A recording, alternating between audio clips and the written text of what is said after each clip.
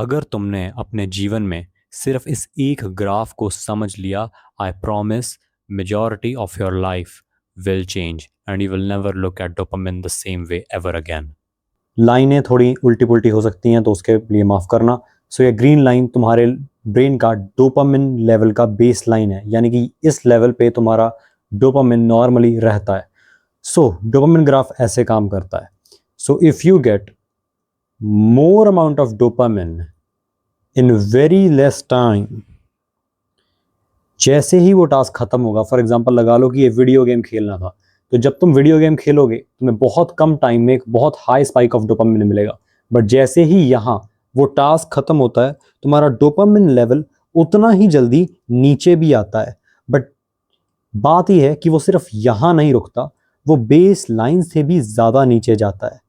यानी कि जितने लेवल में तुम्हें डोपामिन का राइज मिला था टास्क खत्म होने के बाद, उतने ही लेवल में वो डोपामिन ग्राफ नीचे भी आता है।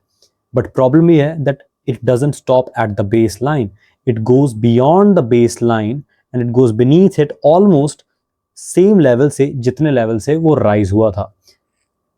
न्यूरोसाइंस में चीज़ें बहुत कॉम्प्लेक्स होती हैं, मैं बहुत ऊपर ऊपर से सुपरफिशियली समझा रहा हूँ। सो दिस इज मोटा मोटा how it works. So this is the problem that तुम एक बहुत कम टाइम में तुमने बहुत हाई स्पाइक दी एंड अब तुम उससे भी ज़्यादा मिजरेबल फील कर रहे हो, and this is the exact reason why you feel miserable after wasting your time and why you feel absolute shit after watching porn.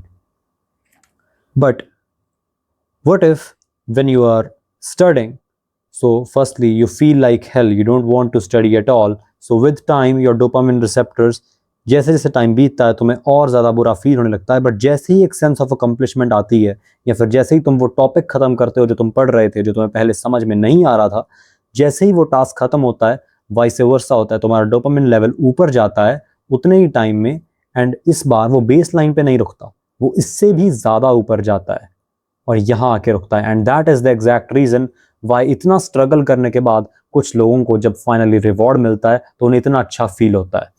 मोटा मोटा ये रीजन है।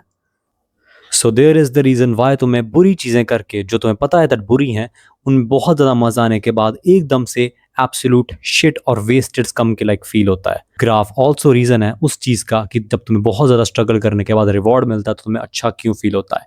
एंड जब तुम वही चीजें करते रहोगे, स्ट्रगल किया उसके बाद अवार्ड मिला, थोड़ा थोड़ा करके डोपामिन आया और डोपामिन बेस लाइन के ऊपर गया, जब तुम यही चीजें अपनी लाइफ में रिपीट करते रहोगे तो तुम्हें क्या लगता है, एक सेंस ऑफ अचीवमेंट दोबारा आती रहेंगी, डोपामिन हमेशा नीचे जाएगा पर दुगना ऊपर आएगा। और ऐसे करते करते करते करते तुम्हारा डोपामिन बहुत ज़्यादा ऊपर तक चला जाएगा एक हेल्दी अप्रोच के साथ।